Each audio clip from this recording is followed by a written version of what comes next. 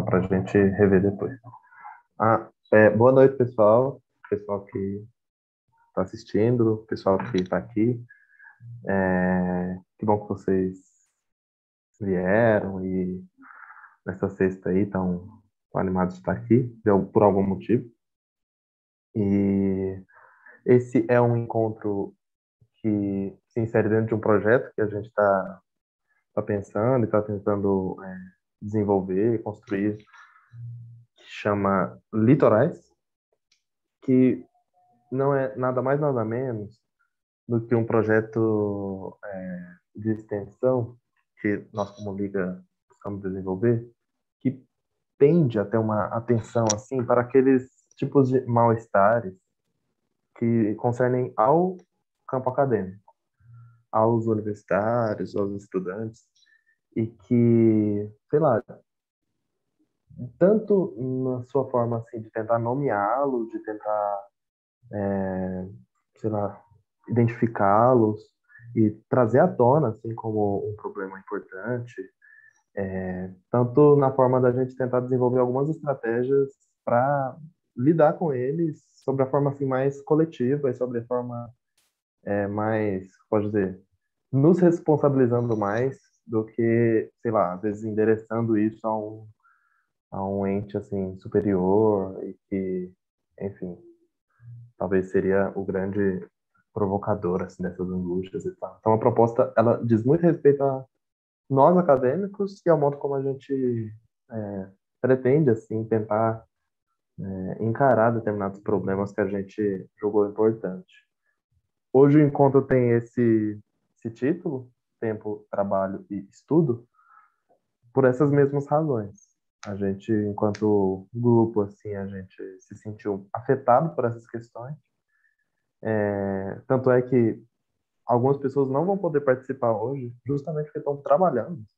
Então, isso é um problema assim, muito imanente assim, ao grupo, que a gente decidiu transformar numa forma de questão. Assim, e decidiu tentar, sei lá, convidar pessoas e discutir coisas para a gente, de alguma forma, falar sobre isso e problematizar isso.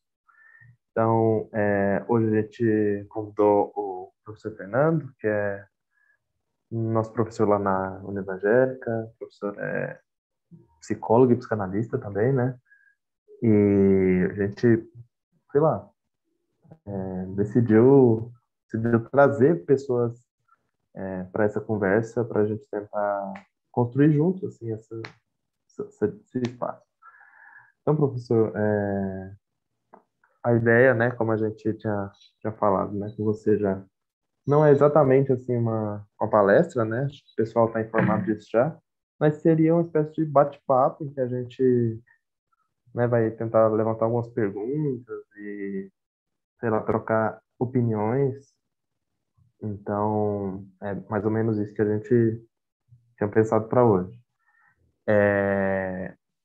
Eu pensei assim, logo de primeira, e espero que, sei lá, você se apresente, assim, se precisar, se quiser falar alguma coisa, mas eu queria endereçar uma pergunta, assim, já com o tema, meio que para a gente ir já iniciando, né, o debate. E eu tinha pensado numa coisa, e depois eu pensei, poxa, por que não ser mais pessoal logo de cara, né? Já que esse tema surgiu de algumas angústias, assim, pessoais, nossa. Eu pensei em perguntar algo mais ou menos assim. A gente tinha pensado, né, tempo, trabalho e estudo como fossem três coisas assim tão articuladas entre si, como três unidades assim que se estranham, se afetam, se organizam assim, né?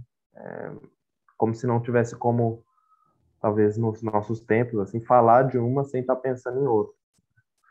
E eu gostaria de saber, assim, se a sua experiência, de alguma forma, compreende essa articulação, assim, no sentido assim, né?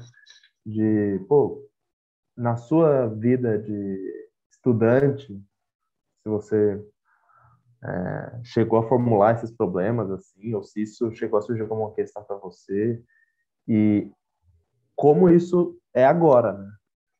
Se você percebeu transformações nessas unidades, assim, se esse tipo de questão faz sentido para você hoje, né? Pensar tempo de trabalho e estudo, assim.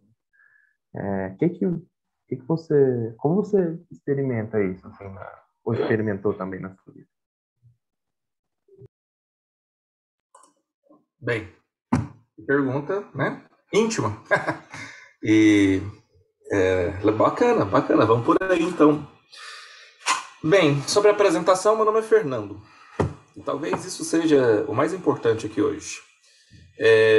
Por um acaso, eu também sou psicanalista e tenho minha formação como psicólogo. Tenho meu mestrado lá em mestre em psicologia social. Mas, talvez hoje aqui eu vá falar no lugar, não necessariamente de professor, mas de alguém que tem um percurso um pouco mais longo que o de vocês. Talvez esse seja o lugar de fala que eu estou aqui, a princípio, me organizando. E faz muito sentido diante de uma pergunta como essa que o Mikael me endereça, né? Bem, essa questão é fundamental, Mikael. Essa articulação, ela é fundamental nos dias de hoje. Mas eu confesso que durante muito tempo a relação entre essas instâncias, para mim, estava sob certa alienação. No meu caso específico, eu sempre tive uma forma meio sintomática de lidar com o tempo que eu tinha. Então, eu me lembro que desde, por exemplo, o ensino médio, eu tive a sorte de estudar num colégio em que haviam, sempre que eu quisesse, havia atividades no contraturno. Então, eu era desses que ia para o colégio de manhã e voltava à noitinha. E passava o dia todo lá, seja lendo coisas na biblioteca, seja praticando alguma atividade física, seja conversar, sentado na arquibancada, trocando ideia com os amigos. E assim, era um tempo em que, apesar de eu estar sempre fazendo alguma coisa, porque eu tinha uma experiência em casa de um ócio que eu não gostava muito, ainda não tinha sobre mim uma pressão que hoje, olhando para trás, eu vejo, era uma pressão na minha geração marcada pela classe social.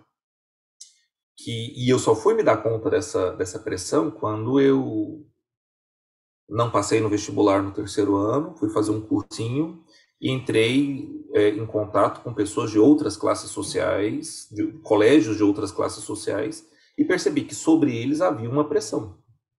E que pressão era essa? O vestibular, o próprio vestibular, né? Então eu passei assim meu segundo e meu terceiro ano do ensino médio muito tranquilos, muito tranquilo, estudando de boa, participando dos meus campeonatos lá de taekwondo que eu lutava, tal, e quando eu fiz vestibular eu até tirei uma nota assim bastante boa, passei num curso que não era exatamente o curso que eu queria, e pensei, vale a pena fazer mais um ano de cursinho aí para. Na verdade, eu passei num curso na universidade privada e eu não tinha grana para pagar, então. E não existiam esses programas sociais na época, então eu simplesmente pensei, impossível, vamos estudar mais um ano aí, né? Que é melhor que se sacrificar por 4, sacrificar apenas um e tento passar numa universidade pública. E aí eu percebi que a minha classe social, a classe social de onde eu vim, não era cobrada. Porque, na verdade, todo mundo estava meio que se lixando se a gente ia passar num vestibular de elite ou não. Os colégios que eram mais caros, esses sim cobravam dos seus alunos e exerciam ali uma pressão desde de meados do ensino médio a ter uma resposta ao investimento que estava sendo posto. Então, essa minha condição, ela meio que me ajudou, né, a ter uma certa alienação em relação à pressão que pode ter nessa relação entre tempo, trabalho e estudo. E aí, eu tenho até uma pergunta para voltar para vocês. Tempo, trabalho e estudo. Trabalho está separado de tempo e de estudo. Esse trabalho aqui não é a categoria ontológica humana, que constitui o humano, né? Esse trabalho aqui está no lugar de emprego, né? Ah, bom. Porque é isso. Então, no cursinho lá eu comecei a perceber que várias pessoas tinham diferentes relações com esse tempo e com essas possibilidades de estudo. Então tinha aquele cara que veio do colégio elitista e o pai falou: eu não vou mais pagar nada caro para você, e ele foi para o cursinho popular. Tinha aquele cara que trabalhava o dia todo, pagava com muito esforço o cursinho popular. Tinha aquelas pessoas que faziam absolutamente nada da vida e estavam por conta simplesmente de estudar. E isso era nada, no sentido de que essa pessoa também não estudava. Então, eu percebi que várias pessoas tinham várias relações com o tempo. Só que, como eu falei, apesar de ter ali atravessamentos sociais, dentro da minha história, eu tinha essa característica de preencher o meu tempo. Eu sempre tive essa característica de preencher meu tempo com um monte de coisa. Então, quando eu entrei quando eu consegui entrar na faculdade, um conselho do meu primo, de um primo meu, mais velho, meio enigmático, ficou na minha cabeça. Ele falava assim: quando você entrar na faculdade, faz tudo que te oferecerem, de acadêmico. Então, pega tudo, pega tudo. Eu entrei nessa vibe. No primeiro semestre, me ofereceram uma iniciação científica em neurociências. Meu trabalho era dissecar cérebro de rato. Vejam, nem sabia o que era aquilo, mas fui, passava lá. Manhãs inteiras, colocando o cérebro do bichinho, fatiando, preparando lâmina. Então perceba que não era bem uma relação guiada pelo desejo. Não era que eu estava fazendo exatamente o que eu queria fazer. Eu estava fazendo o que eu estava sendo demandado. Eu estava fazendo o que eu estava assim, meio que um grande outro me contou que eu deveria fazer isso. Então vamos nós. E aí eu acho que entra a questão para a gente pensar essa relação entre tempo, trabalho e estudo, né? Porque dentro dessa triangulação de tempo, trabalho e estudo, sobra espaço para essa coisinha incômoda que é o desejo. Como é que a gente consegue reconhecer o desejo dentro dessa triangulação tão doida? É uma questão que eu me faço e que eu acho que não é fácil responder a isso. Porque, veja, se eu estou ali na rotina do dia a dia, numa plena quarta-feira, e de repente eu pego e falo assim: poxa, que vontade de viajar, de ir lá para aquele lugar paradisíaco que eu vi na rede social. Eu te pergunto, isso é desejo? Ou por um acaso isso é só mais uma vibe consumista que faz, que de alguma maneira articula o nosso ímpeto de consumir experiências também e faz com que a gente se sinta ainda mais ligada a essa suposta necessidade de render, de construir um futuro, de ganhar dinheiro, de trabalhar e... Entendem? Porque em última instância, eu estava até discutindo isso hoje com os alunos, né? É muito complicado dentro de uma experiência analítica normal a gente distinguir entre o que é demanda e o que é desejo. Outro dia, uma paciente, estudante de psicologia, me falava, como quem fez uma travessura, que aquela questão da demanda e do desejo, você me botou para pensar sobre aquilo, eu não aguentei e perguntei para minha professora da faculdade. Não adiantou muito. E não adianta, porque não é uma questão cognitiva. É você ter que decifrar se você está respondendo a alguma demanda ou se você está seguindo aquilo que de fato você quer. E aí a grande complicação é que, ao fim e ao cabo, a gente vai entrar em contato com aquele aforismo, né, do Lacan, que o desejo é sempre o desejo do outro. Eu não sei se todo mundo aqui é da área do campo psi, mas acadêmicos que sejam, por que vocês escolheram o curso que vocês escolheram? Há desejo aí? Por que vocês estão topando essa empreitada? Tem desejo aí? Ou é só demanda? Ou é só aquela coisa da obrigação de ter que traçar um futuro profissional que é esperado dentro da minha família, da minha classe social, da minha comunidade, e que se eu não tiver esse status, essa experiência de vida que vai fazer com que eu tenha ali uma experiência socialmente compartilhada por um determinado grupo, não vou ser aceito nesse grupo.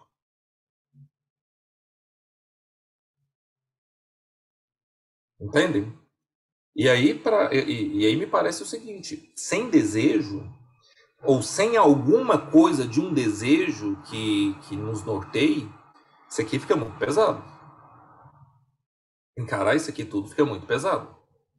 E nesse sentido, percebe, eu não estou falando nem que o desejo seja a coisa crua, né, do se formar, pegar meu diploma.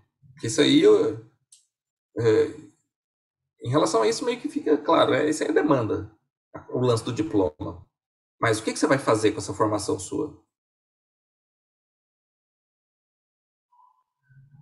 Entende? Não precisa ser psicólogo, me formar em psicologia, falando aqui da minha realidade.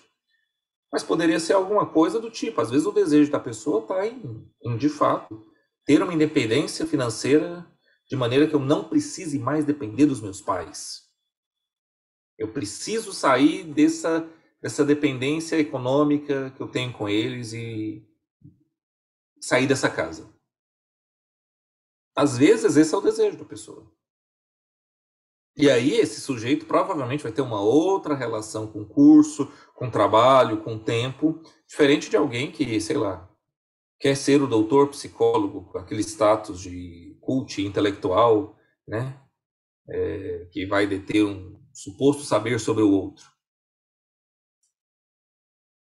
O desejo ele é fundamental para a gente poder fazer escolhas mais dignas, né? Fazer escolhas mais coerentes com o lugar onde de fato a gente quer chegar.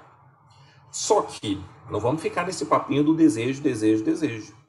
Porque ao passo que existe o desejo, que é o combustível, né? O combustível e o próprio motor do sujeito, a gente tem também um contexto social que se apresenta enquanto uma contingência que barra muita coisa, impossibilita muita coisa. Então não dá para a gente falar só de desejo. O desejo ele nos movimenta, mas é aquela coisa, né? Nos movimentando, algumas pessoas vão ter o caminho mais livre que outras. E aí? E aí, quando o trabalho ele não é uma escolha de me objetivar nesse mundo, mas uma necessidade. E eu tenho que fazer um trabalho merda, porque foi o que eu arrumei, e eu preciso disso. Né?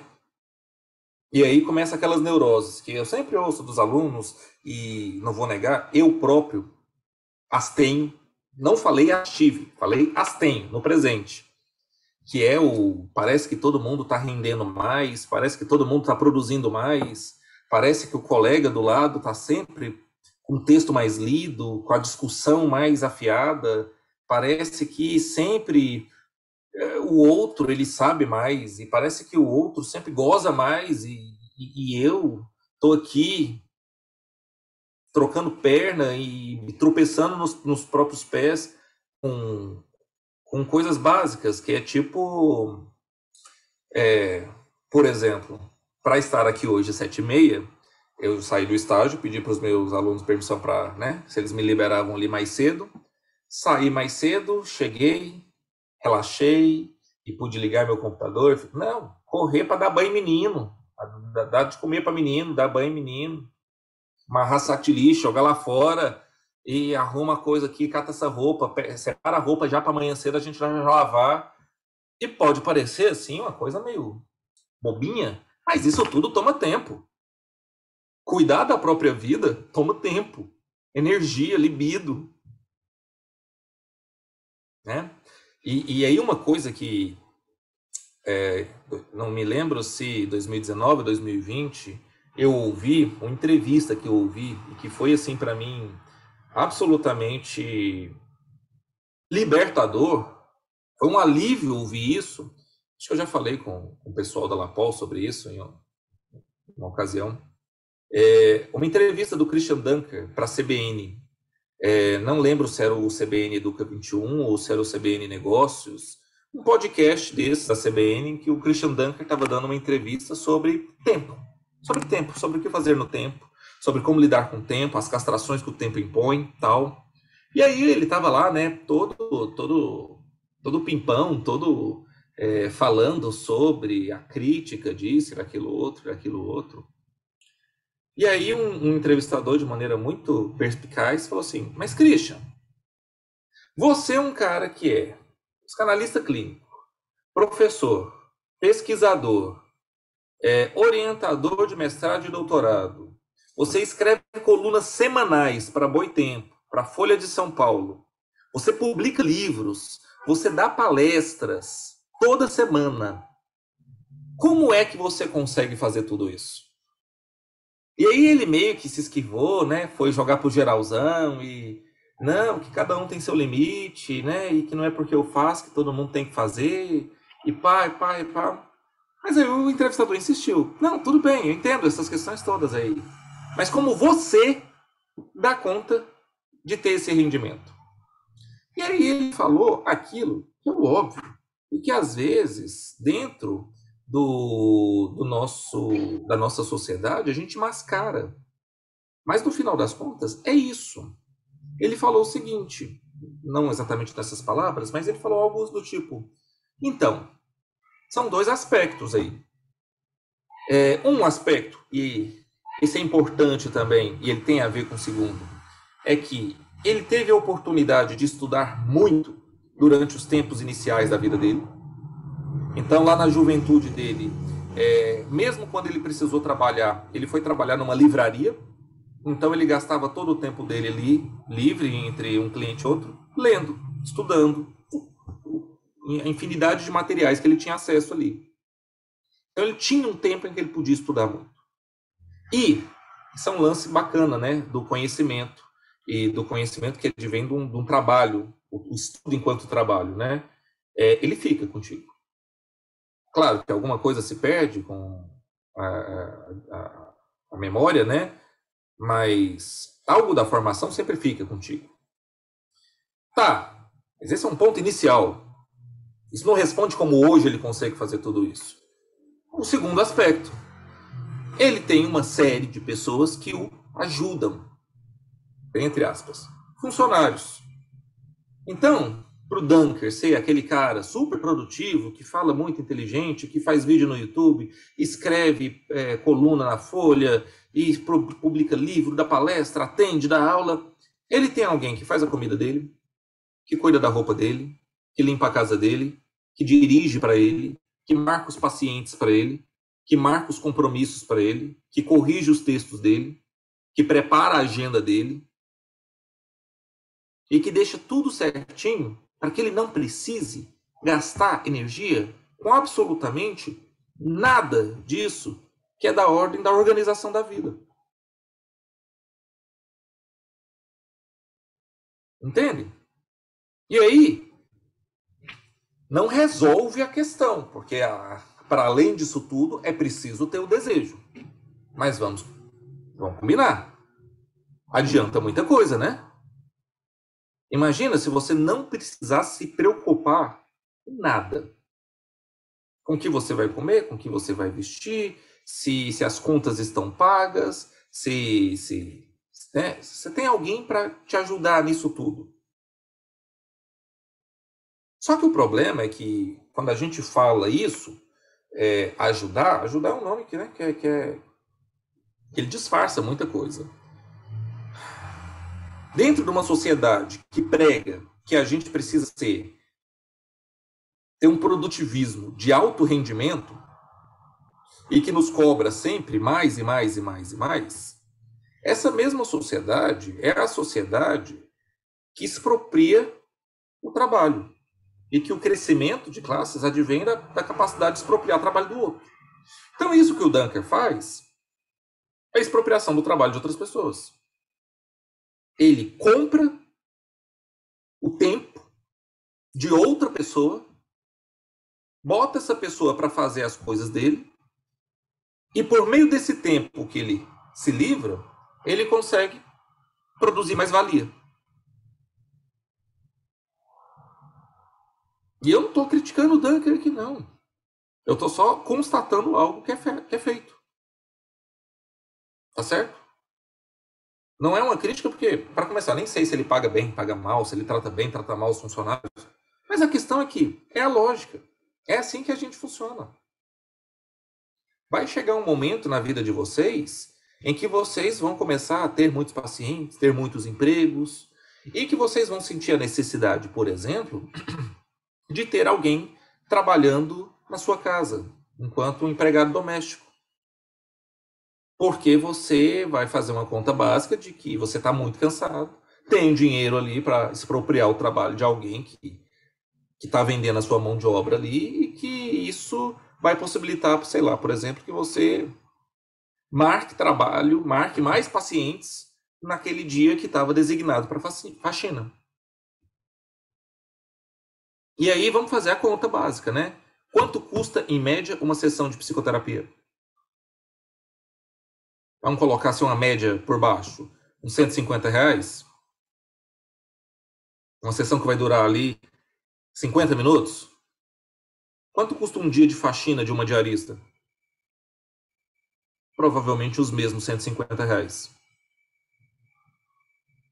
Se você faz essa conta, você vai abrir mão de um dia inteiro para fazer faxina, em vez de contratar uma diarista que você vai pagar com um paciente naquele dia?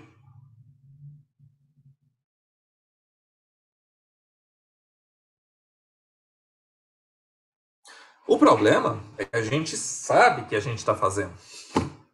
A gente sabe que a gente está expropriando do trabalho do outro. A gente sabe que a gente está conseguindo mais valia com isso. E a gente sabe que isso é um sistema que dificilmente, que impossivelmente vai ser mudado simplesmente com eu abrindo mão de fazer isso. Né? Mas, na maioria das relações que há por aí, na maioria das reclamações dos alunos que eventualmente vêm conversar comigo, assim, para falar que está difícil, e que na medida que falam, vão falando dessas comparações, né?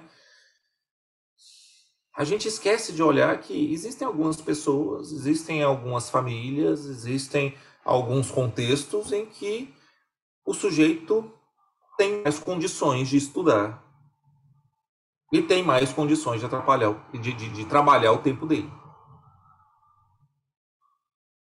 E que, talvez, no nosso contexto ali, naquele atual momento histórico, nós não vamos ter. Eu pergunto para vocês, e o que fazer com isso? O que fazer quando a gente não tem tempo?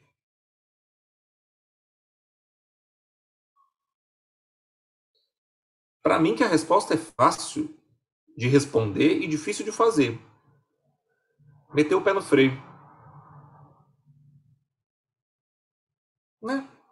Não dá tempo. Não dá tempo.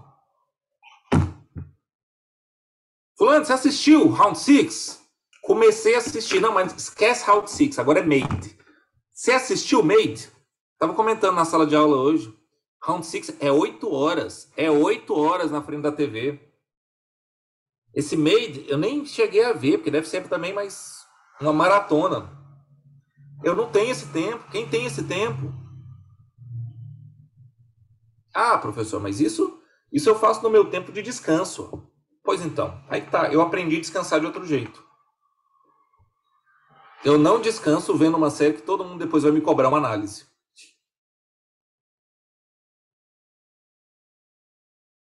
Entendem?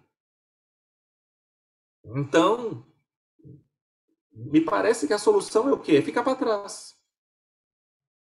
É fazer no seu tempo. Fácil demais de responder. Mas quanto sofrimento isso causa, não? Estou ficando para trás. Olha só os meus coleguinhas ali, ó. Tudo falando daquela nova novidade que eu fiquei para trás.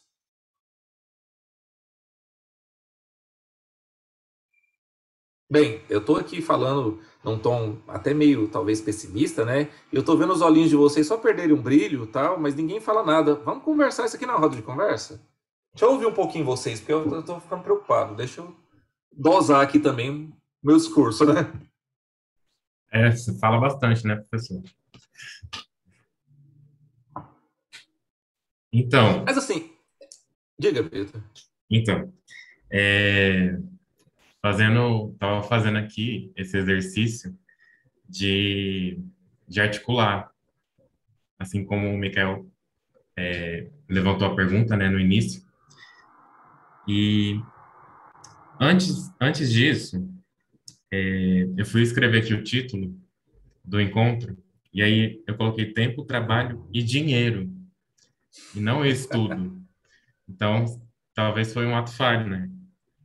E aí essa questão do dinheiro, às vezes assim, parece que ela pode dominar e tomar uma coisa como uma coisa mais central do que o restante. E aí domina as outras coisas também. Porque vamos pegar aqui, a gente no tempo que a gente está vivendo agora, saca? E aí de repente você fica, preciso de dinheiro, cara, preciso viver, preciso ganhar grana. E aí eu até me perguntei aqui, eu falei, o que que a gente faz? Será que a gente reflete sobre isso? Será que a gente fala que é sobre questões políticas ou será que a gente se vira para ganhar dinheiro e tal? É claro que enquanto universitário, e enquanto dentro de uma faculdade privada, acredito que a maioria aqui, né? Não sei. Então a gente tem alguém assim, ou que vai financiar os nossos estudos e ajudar a gente a não, por exemplo, passar fome, ou senão você vai trampar. Aí entra a questão. Beleza, você tem que trampar para ganhar o seu dinheiro e estudar. Então eu fui tentando, assim, enxergar como é que foi se entrelaçando tudo isso. Sim, e aí é importante só a gente ter em mente que dinheiro não significa a mesma coisa para todas as pessoas, né? Então, enquanto. é, e nem. Às vezes, para a mesma pessoa, não vai significar a mesma coisa em diferentes contextos. Porque uma coisa é o dinheiro que eu preciso ganhar hoje para sobreviver. Outra coisa é o dinheiro que eu quero, que eu pretendo ganhar no futuro para gozar. Entende? É, mas é isso, né? É difícil, dentro desse sistema que a gente está, separar relações de tempo, de trabalho, de estudo, e por mais que, né, no subtítulo vem a formação em tempos de esgotamento, quanto desse estudo está de fato sendo formativo, do ponto de vista kantiano, ou quanto desse estudo está sendo para formar mão de obra apenas. Não te formar como sujeito, mas formar mão de obra. Porque cada vez mais a gente vê a lógica de formação, né, no Brasil, pelo menos, ceder a essa coisa de uma formação menos científica, menos filosófica e mais prática, né? Aquela coisa do know-how, do aprender a fazer, do mão na massa. E isso não forma sujeitos, isso forma mão de obra. Mas, dentro de uma realidade em que, sem ser mão de obra, se você não tiver ali sua batalha, você também não sobrevive, como é que você vai abrir mão disso? Então, são questões todas que eu estou jogando aqui, porque eu mesmo não tenho resposta para isso. E no final das contas, a única coisa de fato que eu posso falar aqui para vocês é que isso tudo é de um sofrimento real.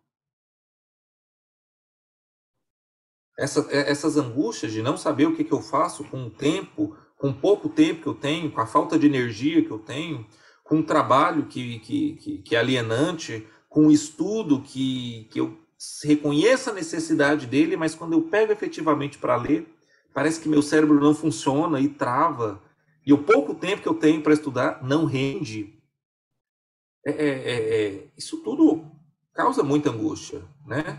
Causa muito sofrimento. E é um sofrimento extremamente válido. Por quê? Porque é um sofrimento que, em última instância, quando você se formar diante da conta que você acumulou, diante do medo que está posto aí em relação ao desemprego, qual a probabilidade de, por causa dessa angústia e desse sofrimento, você aceitar qualquer emprego que te oferecerem? sob qualquer condição. Eu estava brincando outro dia com os colegas, para psicologia, Mauro, já te passo a palavra. Para psicologia, hoje em dia, tem sido, pelo menos com os meus amigos psicólogos, coisa mais rara do mundo é encontrar uma relação de carteira assinada. Hoje em dia, se você quer trabalhar na psicologia, você provavelmente vai ser PJ. E o que é PJ? É você abrir mão dos seus direitos. É a precarização do mundo do trabalho. Né? Não, professor, mas você tem que ter um pensamento empreendedor. Gente, pelo amor de Deus, pensamento empreendedor essa hora da noite?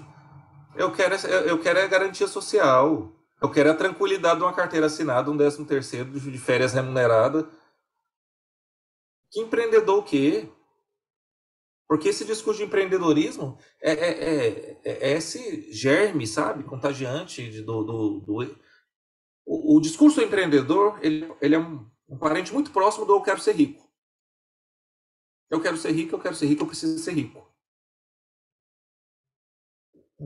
Diga, Mauro, você levantou a mão primeiro?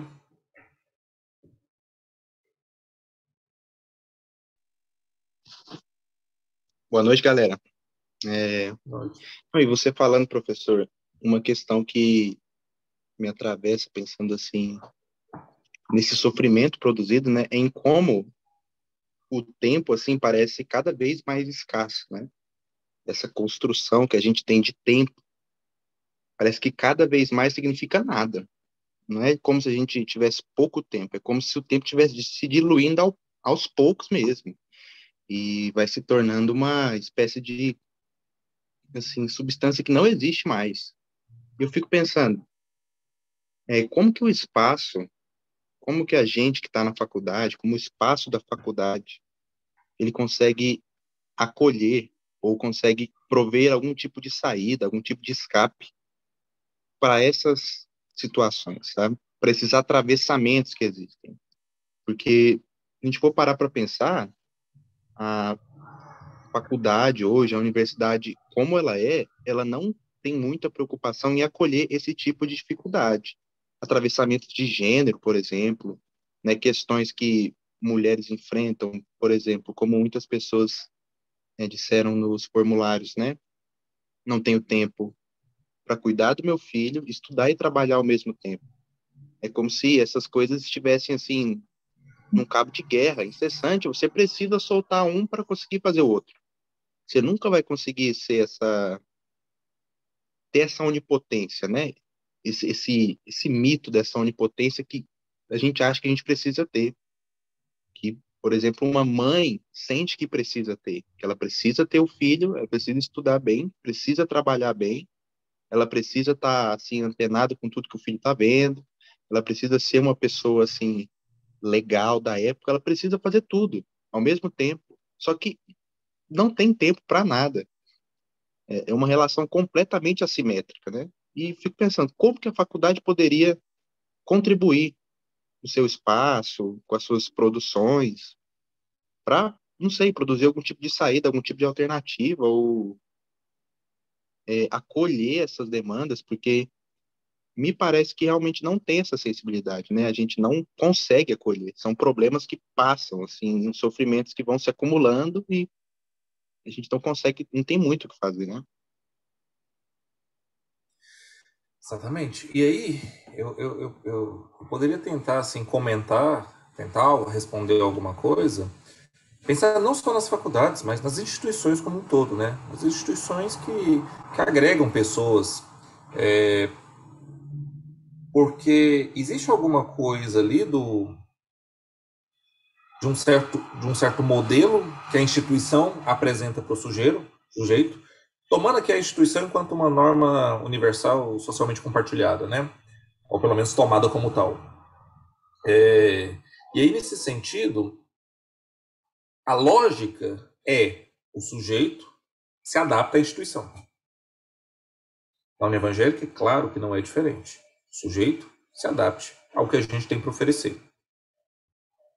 É claro que isso não é um processo sem contradições. E na medida em que relações de clientelismo, por exemplo, podem estar postas, existe aí uma disputa, um conflito de poder que pode pender a coisa para um lado ou para o outro. Agora, eu acho muito difícil, dentro das instituições, algo ser feito para acolher esse sofrimento, porque, de maneira geral, tirando esses doidos que estão aqui, né, as pessoas tendem a acreditar que é isso mesmo. E que errado é quem não está dando conta. É uma espécie de sintoma grupal contemporâneo em que os ideais amplamente compartilhados e publicizados aí pela via dos instrumentos de comunicação, eles ganham uma coloração, um tom de verdade. Então a verdade é que tem que dar conta. E se todo mundo está falando que tem que dar conta, se todo mundo está falando que eu sou pobre por culpa minha, e se todo mundo está num discurso quase que uníssono sobre o alto rendimento, e quando as pessoas vão publicizar alguma coisa, elas publicizam o quê? O alto rendimento, o sucesso e tudo mais, é muito fácil o sujeito acreditar que ele está se lascando sozinho. Que ele está ele tá ficando para trás sozinho e que todo mundo está lá na frente. E fora isso, eu penso que qualquer ação institucional para dar uma mão para esse sujeito, ela necessariamente vai custar dinheiro.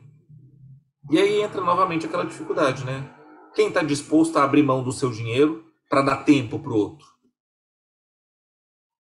Por exemplo, recentemente a União Evangélica deu um formulário para a gente, para os professores, imagino também para os alunos. E nesse formulário perguntava: o que você gostaria que houvesse no campus da União Evangélica para facilitar a sua vida? Olha só que coisa. E aí eu pensei uma série de coisas, mas tinha lá só algumas alternativas. E todas as alternativas que estavam lá eram alternativas de possibilidade de terceirização. Ou seja, de empresas que a União Evangélica poderia trazer para dentro do campus para facilitar a vida do sujeito. Ou seja, fica implícito que a gente pode até te dar uma vantagem aqui de você ter acesso a alguns serviços sem precisar se deslocar e gastar tempo, mas você vai precisar pagar. Então, por exemplo, imagina se por um acaso houvesse, aproveitando a estrutura de um curso de psicologia, de um curso de enfermagem, de um curso de nutrição, de um curso de pedagogia, se houvesse um berçário na União Evangélica. Me parece uma ideia muito interessante. Quantas mães de aluno, de crianças a gente não tem estudando na União Evangélica e que tem muita dificuldade em com quem deixar essas crianças? Quantos alunos de educação infantil a gente tem na pedagogia que poderia usar isso como um campo de estágio? Quantos alunos da psicologia a gente tem que poderia usar também o trabalho num berçário, numa pré-escola, como campo de estágio?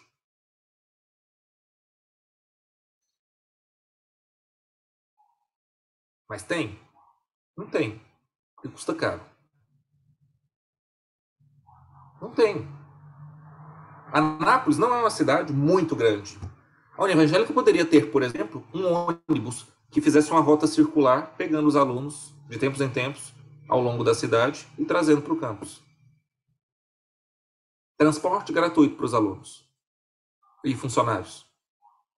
Ela poderia fazer isso. Ela faz? Não. E entendam, não estou falando que, nossa, olha o tanto que a União Evangélica é ruim. Estou só usando a nossa instituição aqui como exemplo de instituições. Porque que instituição faz isso? Que instituição faz isso?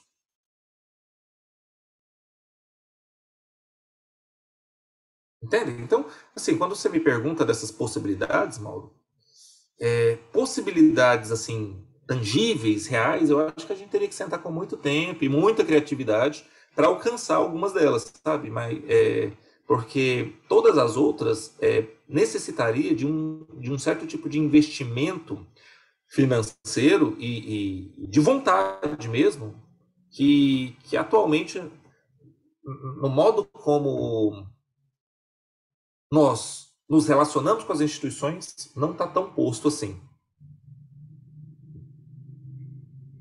Anderson, você quer comentar algo, Mauro, em relação a isso? Só finalizando, então, é interessante pensar que talvez o caminho não seja dentro da instituição, né? Porque A institucionalidade é algo muito rígido, assim, não tão flexível, mas talvez entre um movimento fora, assim, né, entre esses que se encontram nesse mesmo lugar de, não sei, desamparo, poderia dizer, em relação a essas questões, Sim. talvez esse seja o lugar comum de onde devam sair novos espaços, né? Se a gente for pensar, pelo menos assim, tentar começar alguma coisa que ajude, né? E se for pensar em institucionalidade, realmente a gente não conseguiria. Sim. E é sempre muito interessante se a gente começa um movimento aí, de maneira geral, de não se identificar tanto assim com as instituições, né? As instituições, elas são importantes e tudo mais, mas convenhamos, né? O lance do vestir a camisa da empresa tem uma relação de poder aí muito desigual.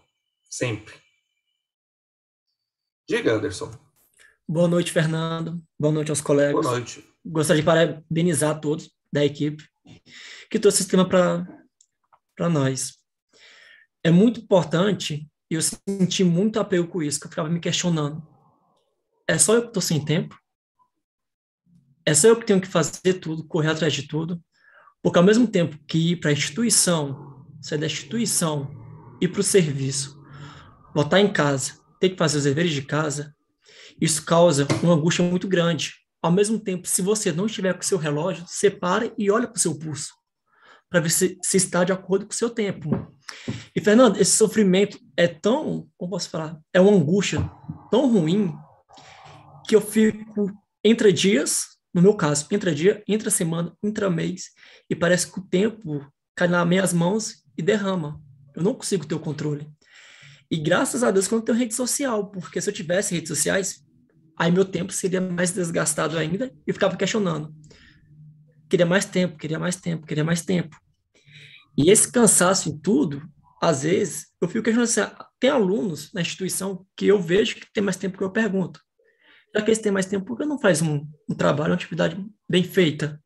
E por que eu estou lá presente, mas eu tenho que tomar iniciativa, eu tenho que aparecer, eu tenho que estar presente, sabe? Porque eu não tenho tempo para quase nada, mas eu estou fazendo a postura. E alguns não.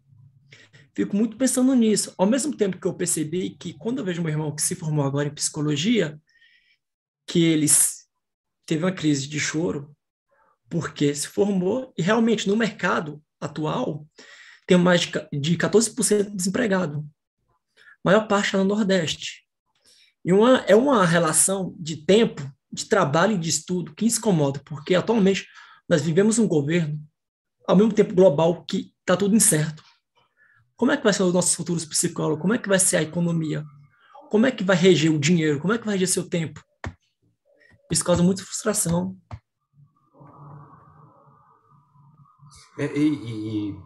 Bem, só um comentário em relação ao começo da sua fala. Não é porque o colega não está fazendo, não está levando a sério a faculdade, que ele está desperdiçando o tempo dele, tá? Às vezes, o sujeito que está ali não levando a sério a faculdade está investindo em outra coisa. Ele está botando a libido dele em outro lugar. Então, né, não vamos ser assim super egóico e falar que a faculdade é o trono de toda a verdade, onde toda a libido tem que estar depositada, né? Não é isso, é porque, tipo assim, eu fico com esses pensamentos, ele vem me comparando, eu com alguns alunos. Uhum. Somente. Entendo. E aí é outra coisa também complicada, né? Porque aí, se comparando, você vai sempre se tomar como uma régua de medida, né? Então, você vai comparar o seu desejo. Mas eu tô falando justamente isso. Porque você vai comparar o seu desejo com aquilo que você não sabe do desejo do outro. Aí complica também. Sim. Agora, quanto ao resto da sua fala, eu concordo com você. É aquela coisa, né? Outro dia eu ouvi alguém falar, tinha uma lógica, eu não me lembro bem como é que ela funcionava, que se você quer saber se a pessoa é realmente rica, você tem que olhar os sapatos dela. E eu não lembro exatamente porquê, mas tinha lá um sinal dos sapatos que mostrava se a pessoa realmente tinha ou não dinheiro. Pois eu digo, você quer ver se a pessoa é realmente rica ou realmente pobre?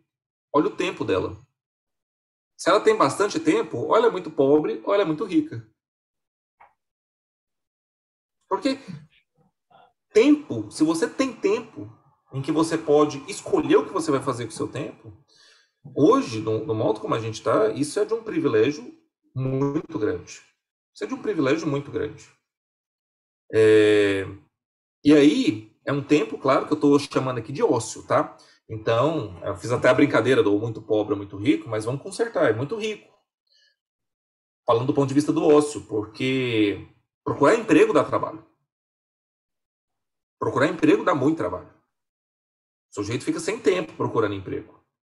Pensar no que você vai comer, pensar na sua insegurança, sobre a insegurança alimentar, sobre a insegurança residencial, as inseguranças, isso dá muito trabalho.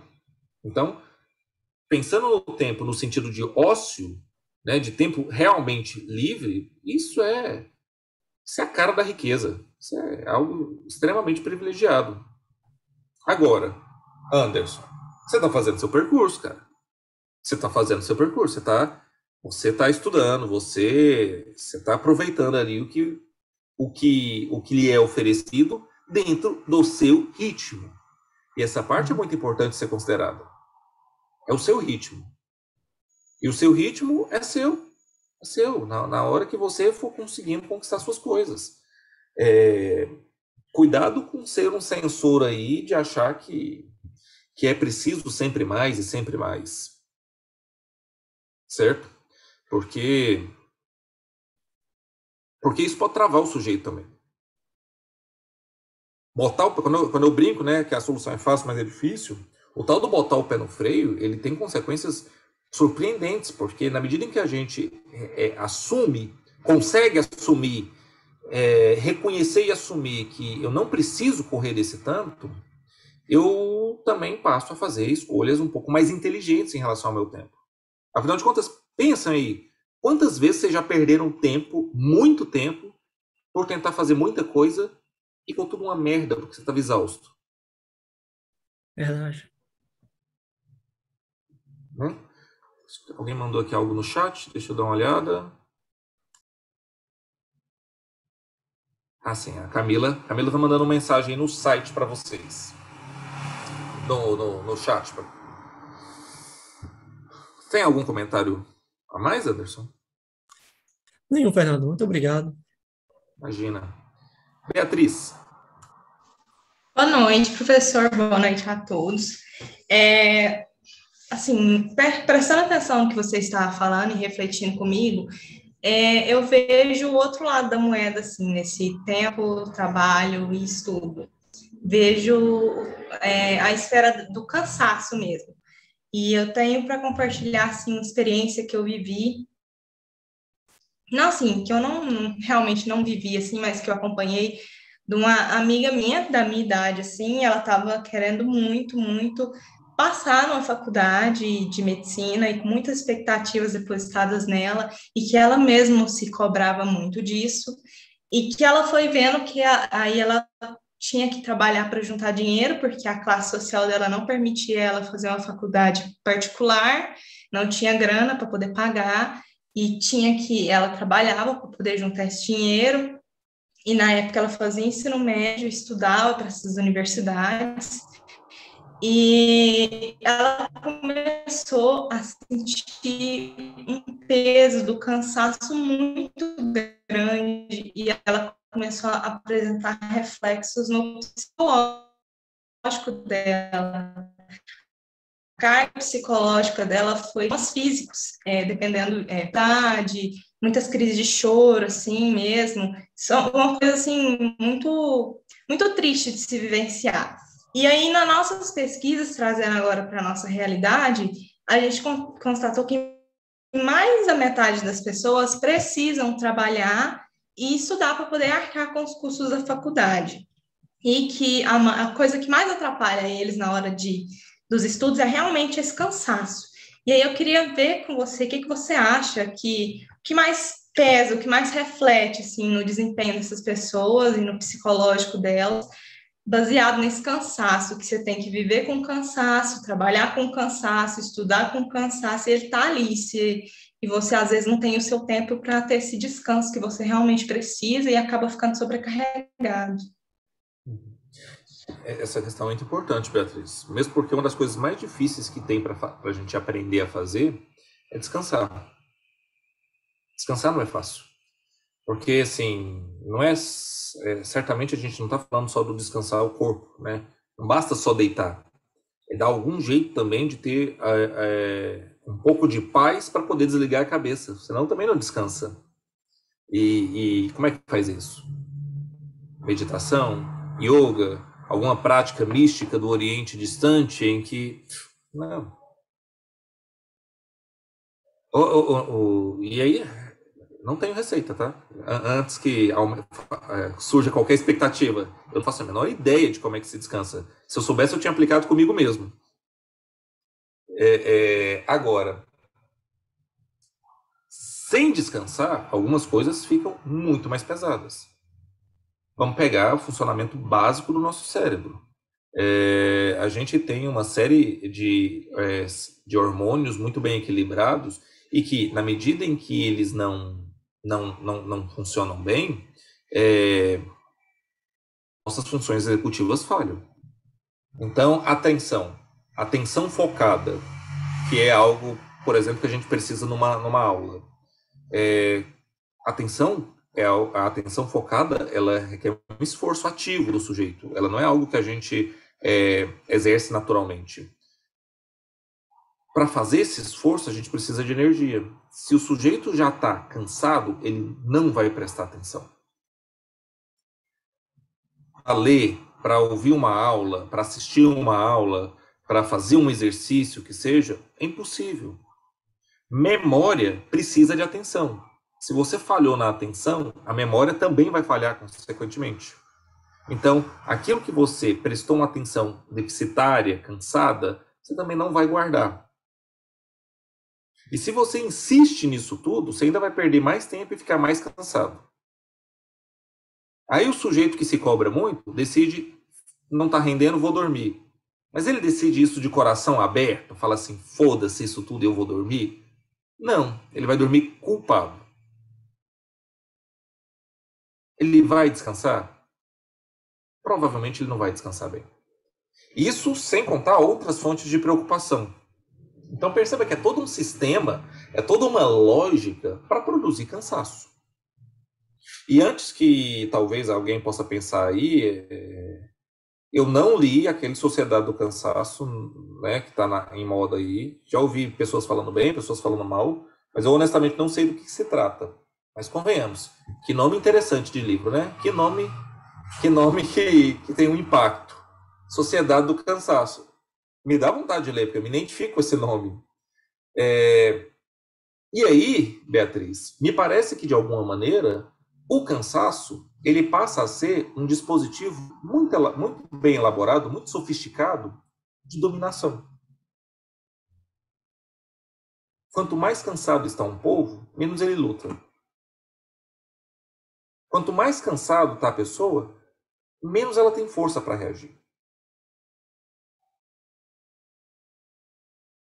E aqui eu vou falar algo que não significa aquele banal, a sutil arte de ligar o foda-se ou qualquer coisa similar. Mas é preciso fazer escolhas. Fazer escolhas. Não no sentido de ligar o foda-se, mas de dar conta de sustentar escolhas do tipo, isso aqui não vai. Isso aqui hoje não vai. Agora, isso do ponto de vista do sujeito, né? Agora, seria muito interessante também, se academicamente falando, a gente tivesse uma instituição, né, voltando lá no tópico do Mauro, ou ao menos professores que reconhecessem que está todo mundo cansado. E que não dificultasse ainda mais as possibilidades de ascensão dentro da vida acadêmica para aqueles que estão cansados. Porque convenhamos, gente, vamos pegar aqui na experiência acadêmica de todos vocês. Quantos trabalhos e provas vocês já fizeram que precisou de muito esforço da parte de vocês, mas que pedagogicamente falando, não resultou em aprendizagem nenhuma? Existem trabalhos que eles são simplesmente hercúleos, assim, sofríveis, mas que não tem uma didática, que não se transforma em saber.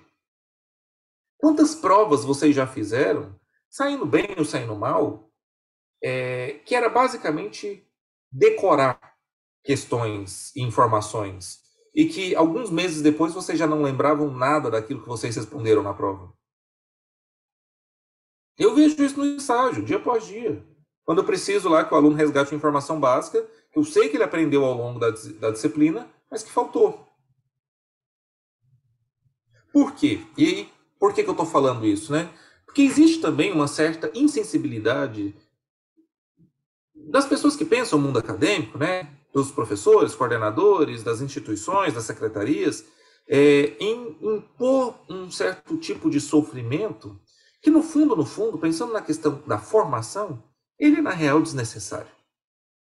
É claro que existe um currículo base, e é claro que a gente tem que dar conta desse currículo base para garantir um mínimo dessa formação.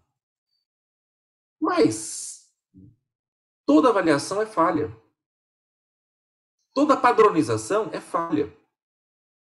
Então, dentro disso, o ideal seria que a gente conseguisse repensar o nosso sistema de formação. Em que cada um pudesse ali percorrer, fazer o seu percurso formativo em um determinado ritmo, sob um determinado tempo, idealmente falando. Ou que, por baixo, os professores parassem de ser sádicos, né? E pudessem, assim, levar a coisa um pouco mais tranquila diante de situações que são absolutamente fora do normal, como a que a gente está vivendo agora. Eu lembro que tinha turma que eu dava aula e que os alunos assim se esforçavam para deixar a câmera ligada. E me chocava muito quando eu via a aluna minha lá fazendo a janta e assistindo a aula. Eu via aluno meu lá atendendo cliente no trabalho e assistindo a aula. Tendo que literalmente estar em 2 lugares. Porra, eu vou cobrar desse aluno da mesma maneira que eu cobro fora da pandemia, em outros contextos? Isso não faz sentido. Se esse aluno conseguir me entregar aquilo que eu estou cobrando, isso também não vai ser formativo. Isso vai ser só um exercício de memória muito sofrido e que não vai se apresentar enquanto um traço formativo para o sujeito. Então, qual que é o sentido da gente continuar insistindo nisso?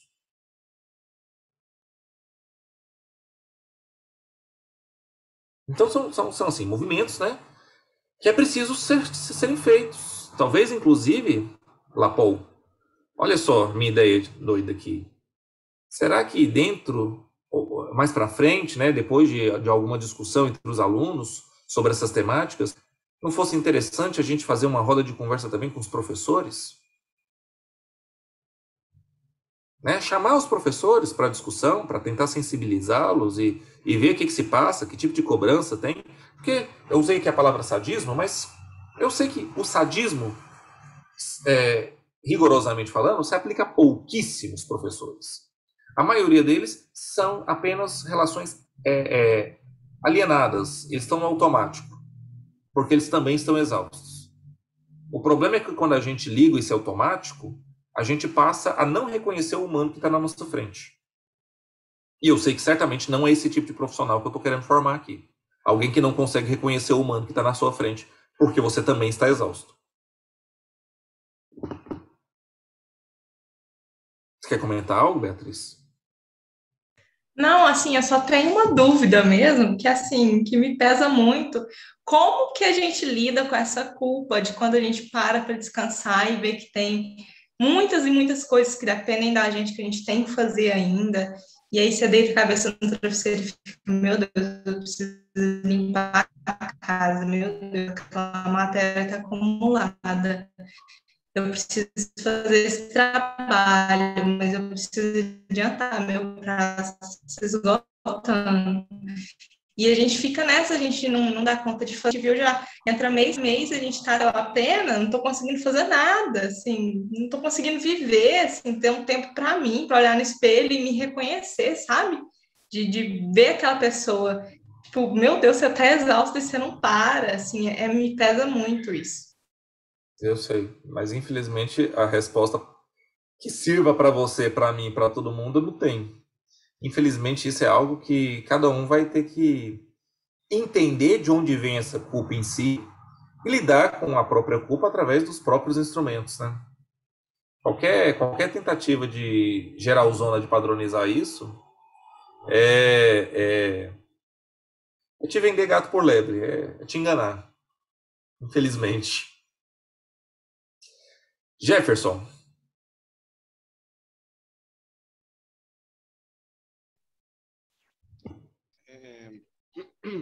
Boa noite, Fernando.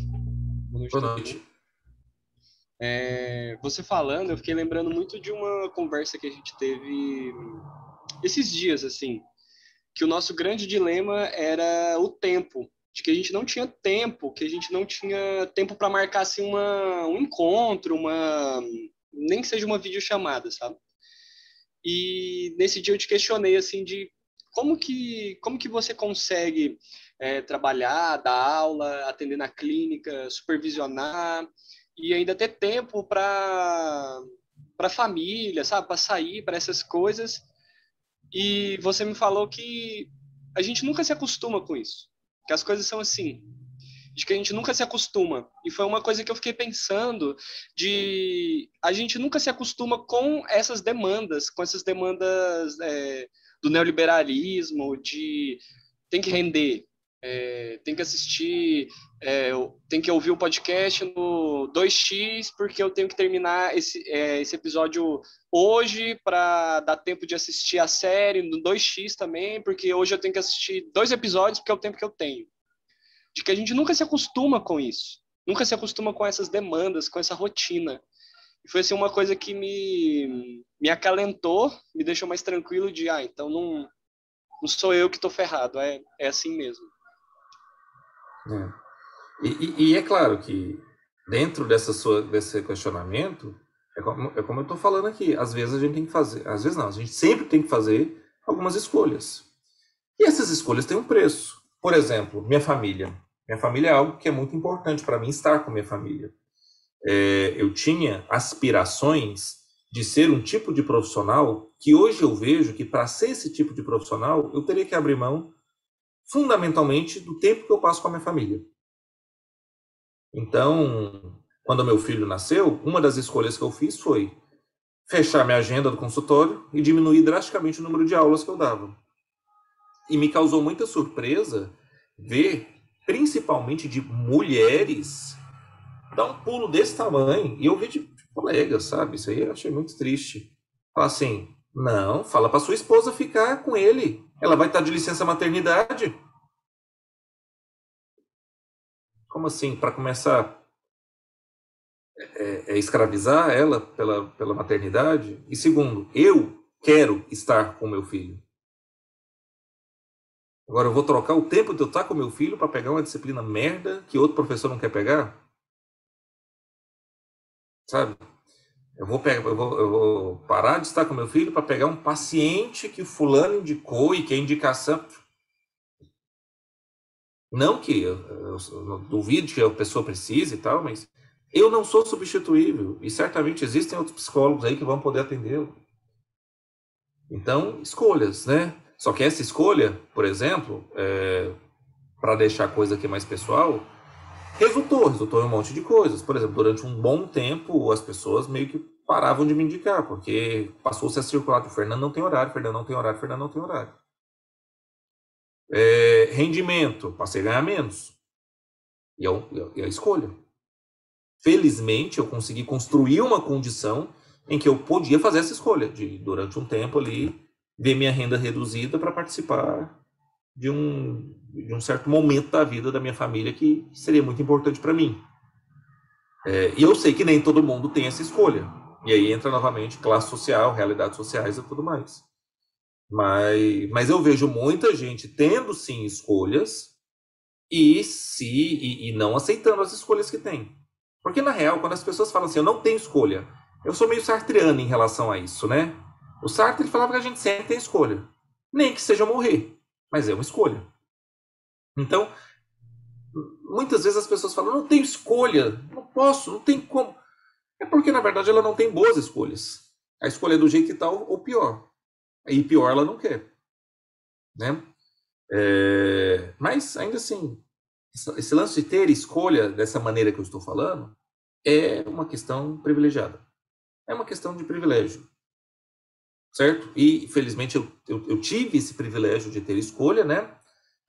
Mas, mesmo dentre aqueles que têm o privilégio da escolha, por vezes se aliena num nível tal que prefere acreditar que não tem escolha a regredir economicamente, financeiramente, status, enfim, coisas afim.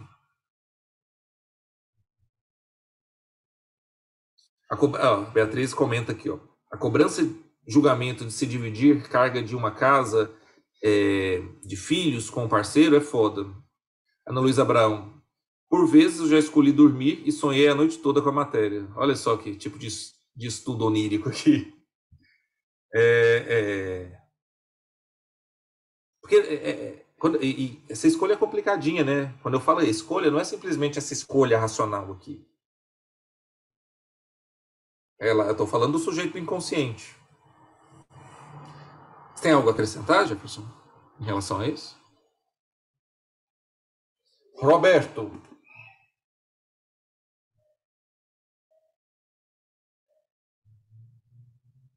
Foi só abrir a câmera aqui. Pois é, estou ouvindo e achando muito interessante. Aí eu até, a partir da fala do Mauro, eu resolvi mudar a minha aqui, que eu ia falar, né? Eu achei muito interessante, o Mauro falou de circunstâncias, né, que poderiam ter aqui no campus, com mais qualidade de vida. Você citou a questão da creche, do espaço talvez para criança que as mães, tanto de docentes, colaboradoras e alunos poderiam trazer. E aí eu resolvi, em cima disso, falar sobre essa questão, que é complexo, né, mas não é impossível de conseguir essas melhoras. Eu quero aqui dar um exemplo que quem vai chegando mais recentemente na instituição não conhece. Mas essa área de convivência que nós temos aqui, entre o bloco A e B, ali em frente ao shopping, né, que essa área de convivência, ela aconteceu a partir de reivindicação de acadêmicos, especialmente o curso de arquitetura, né? Então, eles vieram aqui no Uni atender, não tinha espaço, tem as avaliações que é feita pela PROACAD, né?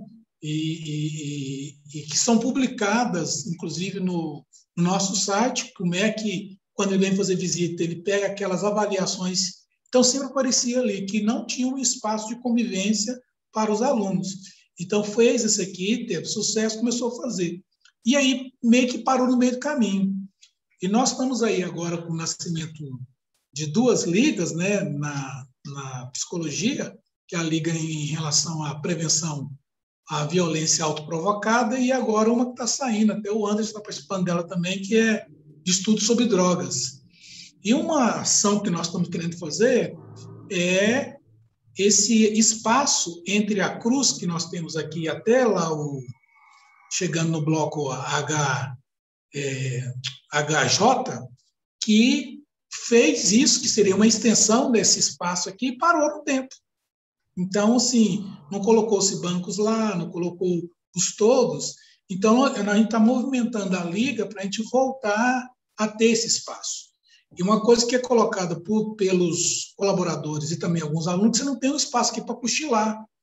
Então, muitas vezes as pessoas passam muito tempo, com a pandemia isso deu uma parada, né? Mas você não tem um espaço aqui. Então, você poderia ter alguns puffs, você poderia ter alguma coisa assim que daria para o aluno cochilar, e aí sim, o tempo talvez não ficaria tão pesado assim. Se esse tempo que você gasta aqui, você também poderia fazer outras coisas, como cochilar, ou outro tipo, né? Também nós estamos pensando, ali poderia ter um espaço para algum jogo, uma mesa de ping-pong, um pibolim, alguma coisa nesse sentido, para a gente... E aí eu achei muito interessante isso aí. Aí eu queria provocar aqui, né, os meus colegas, né, para a gente poder... E seria interessante envolver esse representante de outros cursos. Então, eu estou falando aqui enquanto aluno do curso de psicologia, mas eu também tenho outros papéis aqui dentro, né? Eu, por exemplo, nesse espaço, estou aqui no Uni atender. Então, se vier uma comissão aqui de acadêmicos e pedir a revitalização, né, a conclusão daquele espaço e acrescentar ali algumas opções de jogos e mesmo espaço para maior descanso, isso é possível conseguir. Então, eu queria aí provocar o Mauro, estimular os demais e dizer que não é tão difícil assim. Eu concordo que seja difícil, mas os alunos têm força nesse sentido. E a creche, né, esse espaço de creche, ele é muito reivindicado também aqui pelos colaboradores também. E é um tipo de programa, vamos dizer assim, né, um tipo de oportunidade que em outras instituições de ensino superior, especialmente nas públicas, tem essa prática, né, tem essa disponibilidade, é oferecido esse serviço. Então, eu quero aqui receber vocês, colocando que a maioria desses espaços, igual essa área de convivência que tem ali, ou essas possibilidades que eu estou levantando, vem muito a partir dos cursos matutinos. São os cursos que mais reivindica, é o curso que, até porque tem tempo também, né, Fernando?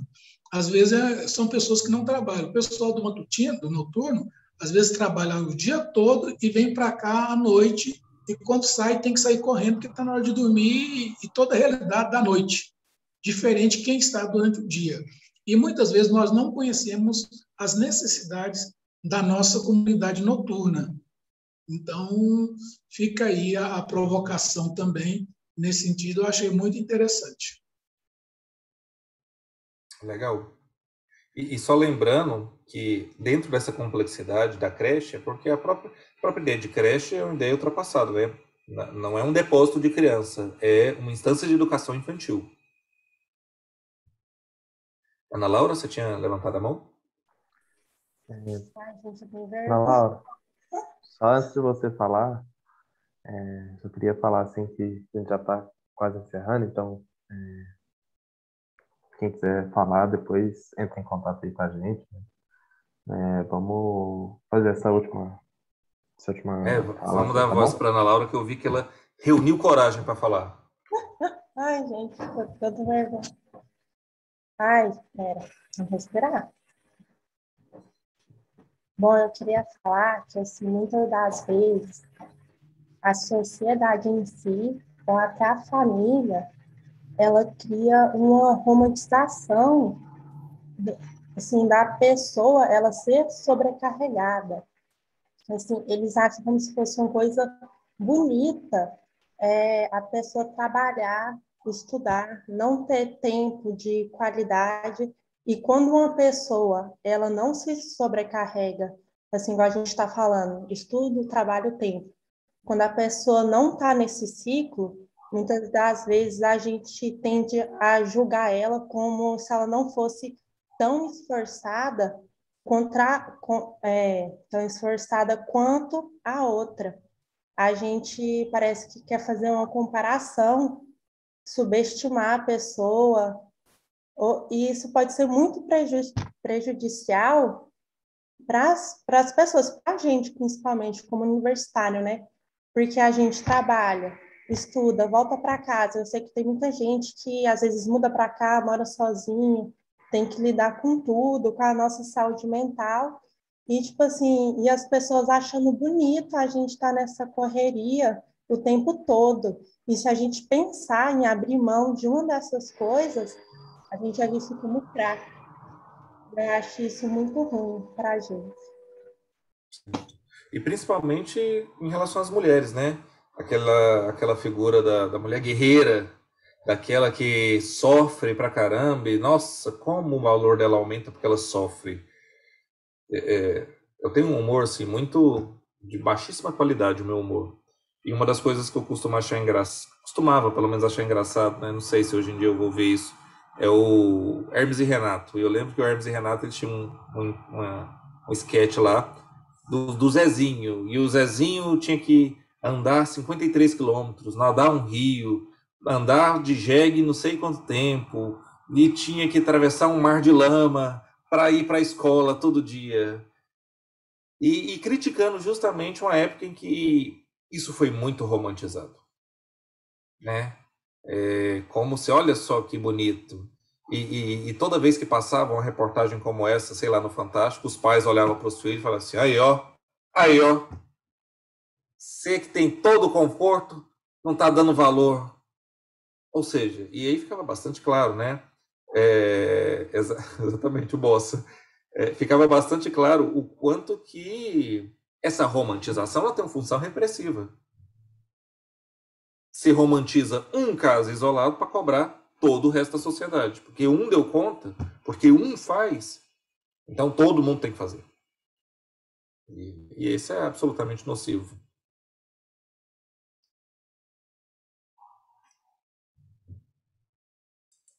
Temos aqui uns comentários. Pessoal, não esqueçam de responder o questionário.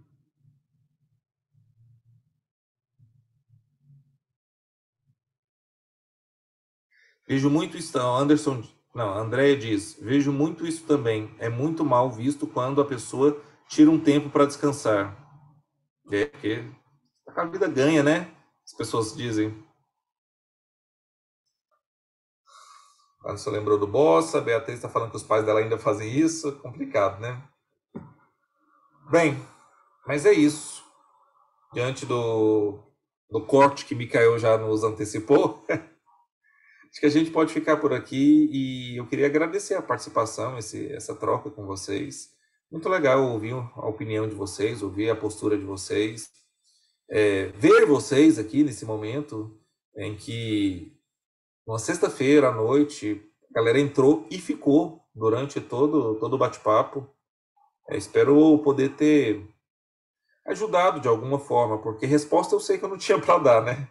Mas, às vezes, na validação do sofrimento e na compartilhar essas narrativas de sofrimento, a gente pode, de alguma maneira, se fortalecer, né?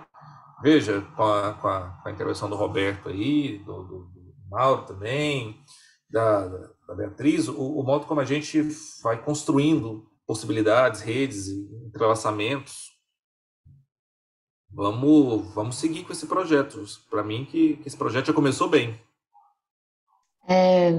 Em nome de todo mundo que está aqui, para não dar congestionamento de vozes, a gente também agradece muito, foi muito massa, eu acho que vai render ainda muitos outros encontros e mobilizações, agora que a gente vê que a gente está mais junto do que nunca no surto, e enquanto o sonho da aula de Pilates às 10 da manhã não vem, a gente continua mobilizando formas de tentar lidar com essa angústia coletiva, né? Eu queria lembrar todo mundo que estamos aí, precisar momentos de, meu Deus do céu, o que está acontecendo? A Liga está sempre de portas abertas para poder tentar direcionar vocês para alguns lugares. A gente tem sempre pessoas de vários períodos e tudo mais, com experiências diferentes. Eu gostaria de lembrar também que a Lapol está com um mural aberto para quem tiver algum tipo de serviço ou trabalho e quiser aumentar um público aí para poder ter os clientes ou coisa do tipo, só mandar mensagem para a gente ou no Instagram ou no e-mail que a gente está de portas abertas para poder ajudar vocês a melhorarem um pouco a renda também, ter um troco para tomar um sorvete. Gente, vamos consumir da galera próxima, vamos fortalecer a comunidade, gente. Exatamente. Não para de dar dinheiro para a Amazon. Vamos revender os livros entre a gente, já com as anotações para ajudar. Então, por hoje ficamos por aqui. Obrigada a todos. Espero vê-los de novo em outros momentos. Beijo de luz e sextou.